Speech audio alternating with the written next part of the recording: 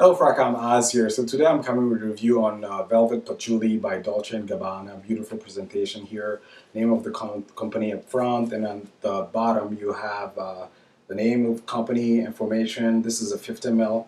Opens this way. This is a beautiful velvet coffret there. Metal plate at the front with the name of the company, and then the fragrance just sits in there. Beautiful presentation overall. The cap has a velvet touch to it, and then at the top you have the name of the company, and then again metal plate with the name of the company there. Beautiful presentation overall.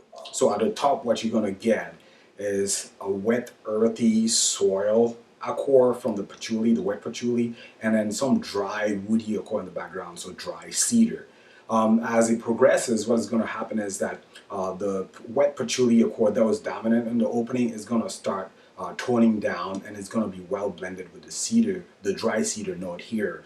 And then the wetness is going to go away, so you're going to get an increasingly dry patchouli accord or dry soil or earthy accord.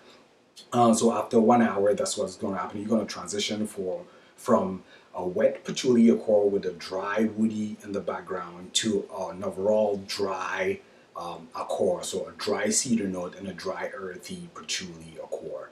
And then that's pretty much what you're going to get out of the fragrance. As a point of reference, this reminded me, so the opening of Velvet Patchouli reminded me of Chic Shake 70, has a really nice cedar note there. So think of Chic Shake 70 and then add a wet earthy accord to it, and then you get the opening that you get in Velvet Patchouli. In the dry down, think of by Killian, Straight to Heaven, the cedar note there. Remove the ghost rum note that they listed, and then replace that with the dry earthy or dry patchouli accord, and then that's what you get in the dry down of Velvet Patchouli. Overall, performance was below average. For the first hour, it was there. It was easy to smell it, but after an hour, it became a skin scent. It was hard to smell. Projection was not good.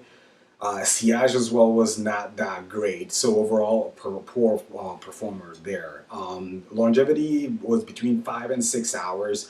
Again, best performance you would get out of this is in the first hour, and after that, it's going to become a skin scent, and then it's going to become dry, a drier composition there. Another point of reference. So I did try Dior, the Privé line. So it's called Patchouli Imperial, and that one seemed like a more mature patchouli. There was not much embellishment around it. It was just a mature patchouli vibe. So I didn't want to go with like 125 ml of it. So I decided to try Essence de Patchouli by Paris Monte Carlo.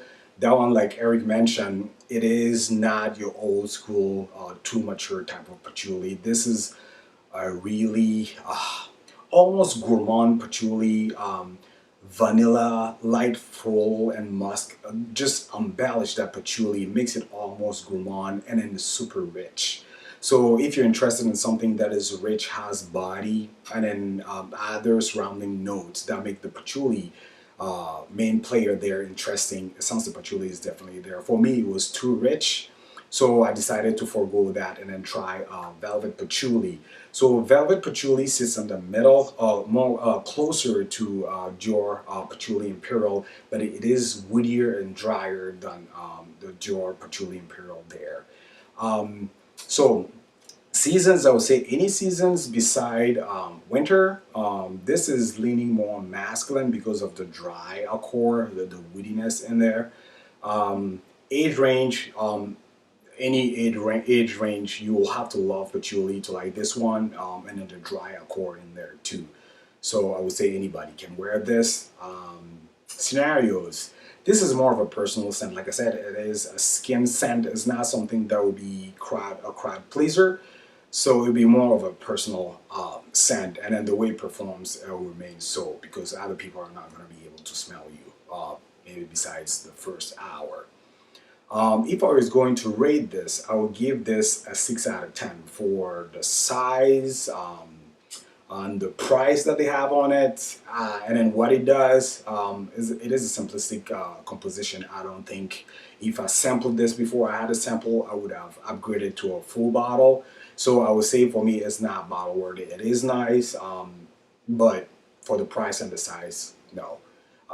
Yeah, that's why it gets a 6 out of 10. Again, if you've tried this Velvet Patchouli or any offering in their Privé line, the Velvet line there, please let me know down in the comment section below what you think of it. Again, thank you for watching.